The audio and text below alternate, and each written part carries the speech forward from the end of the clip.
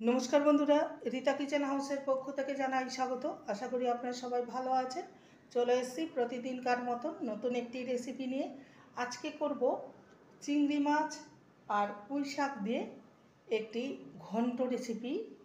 তার জন্য এখানে কতগুলো সবজি কেটে নিয়েছি, কুমড়ো, আলু, বেগুন আর পটল, আর তার সঙ্গে পুঁই শাক ডাঁটা সমেত সমস্ত সবজিকে ভালো করে ধুয়ে নিয়েছি। আর নিয়েছি চিংড়ি মাছ। চিংড়ি মাছ এটা একটা মানে বড়ও না আর খুব ছোটও না, মাঝারি সাইজের চিংড়ি মাছকে ভালো করে বেছে নিয়েছি। তার সঙ্গে নিয়েছি চিংড়ি মাছের মাথাটাকেও ভালো করে জল দিয়ে ধুয়ে নিয়েছি। প্রথম থেকে শেষ পর্যন্ত দেখতে থাকুন, আশা করি আপনাদের ভালো লাগবে। স্কিপ করে দেখবেন না, তাহলে আমি এর মধ্যে কি যোগ করছি, কি মশলা দিচ্ছি, তাহলে সেটা দেখতে পারবেন না। আর রেসিপিটি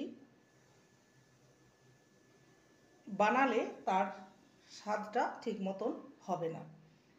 তার জন্য প্রথম থেকে শেষ পর্যন্ত দেখার অনুরোধ রইল।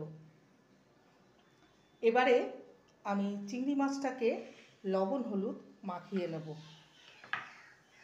মাথাটায় লবণ হলুদ মাখাবো না, এটা আমি মশলার সাথে ব্যবহার করব।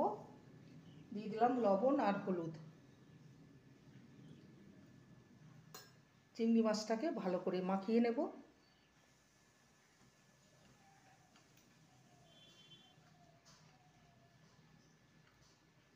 মাখানো হয়ে গেছে, এবার একটা মশলা রেডি করে নেব। এখানে 1 টিস্পুন গোটা জিরে, 1 টিস্পুন গোটা ধনে, দুটো শুকনো লঙ্কা আর 4 টুকরো আদা, আর দেব 1 টিস্পুন সাদা কালো সর্ষে।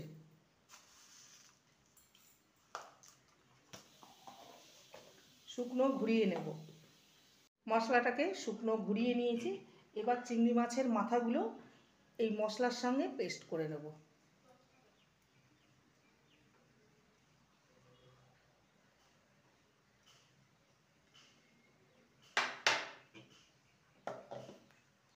মশলাটাকে একদম মিহি করে পেস্ট করে নিয়েছি, দেখতেই পাচ্ছেন।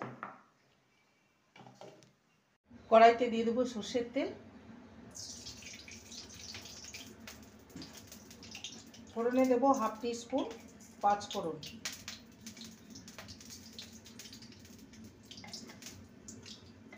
ফোড়নটাকে কয়েক সেকেন্ড ভেজে নেব। ফোড়নটা ভাজা হয়ে গেছে, এবার এখানে একটা তেজপাতাকে 2 টুকরো করে দিলাম। ফোড়নটাকে ভেজে নেব কয়েক সেকেন্ড।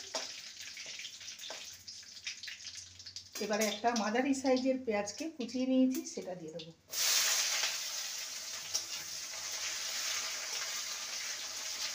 পেঁয়াজটাকে হালকা ভেজে নেব।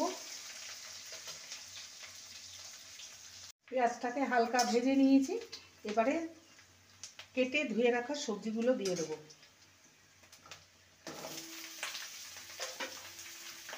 সবজিগুলোকে ভালো করে ভেজে নেব।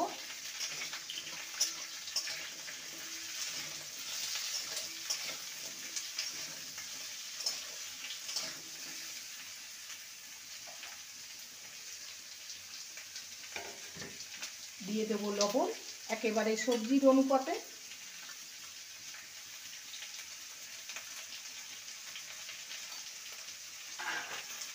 লবণ দেওয়ার ফলে সবজিগুলো থেকে জল বেরোবে, তাতে এই সবজিটা অনেকটাই নরম হয়ে যাবে।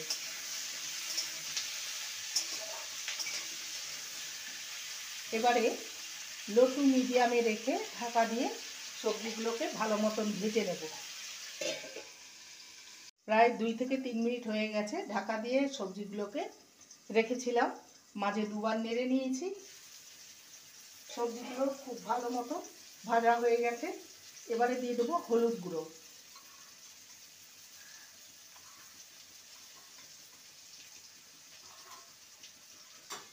হলুদ গুঁড়ো দিয়ে ভালো করে নেড়ে নেব।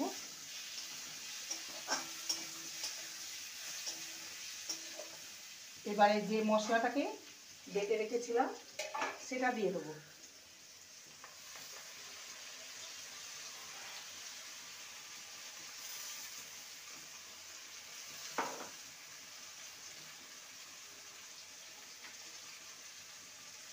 ভালো করে কষিয়ে নেব। মশলা দিয়ে 2 থেকে 3 মিনিট ভালো মতন কষিয়ে নিয়েছি। এবারে পুঁই শাক ডাঁটা আর পাতাগুলো দিয়ে দেবো।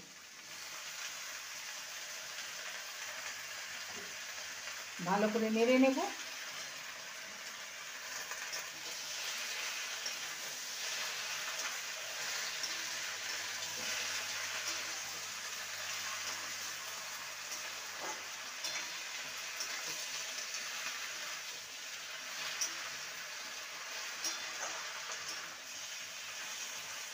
এবারে ঢাকা দিয়ে সবজিটাকে একটু মধ্যে দেব। 2 মিনিট হয়ে গেছে। পুঁই শাককে ঢাকা দিয়ে রেখেছিলাম।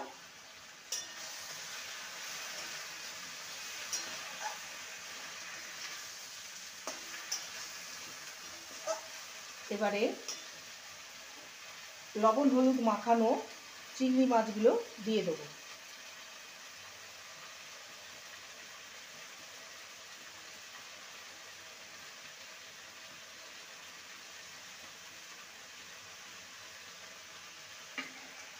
ভালো করে সবজির সাথে মিশিয়ে নেব আর 2 মিনিট ভেজে নেব।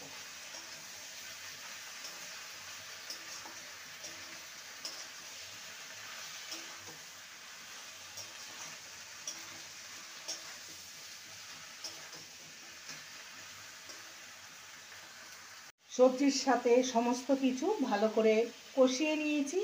এবার স্বাদের ব্যালেন্সের জন্য দিয়ে দেবো চিনি। চিনি অবশ্যই দিতে হবে, নাহলে স্বাদের একটা ব্যালেন্স হবে না।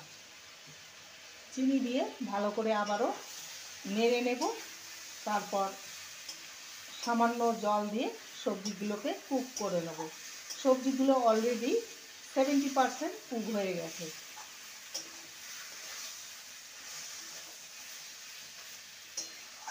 এবারে দিয়ে দেবো পরিমাণ মতন জল। এটা মিক্সির জার ধুয়ে জলটা দিলাম।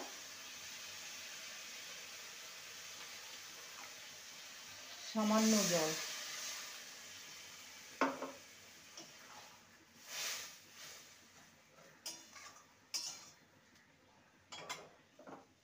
আর একটু লাগবে। দিয়ে দেবো 2টো চেরা কাঁচা লঙ্কা। এবার ঢাকা দিয়ে হতে দেব। ঢাকনাটা খুলে দেখে নেব। এটা একদম রেডি হয়ে গেছে, দেখতে পাচ্ছেন এরকমই মাখো মাখো হবে। এবারে আমি উপর থেকে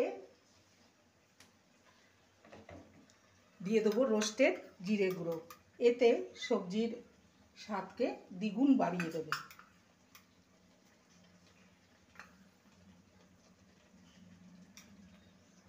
ভালো করে মিশিয়ে নেব।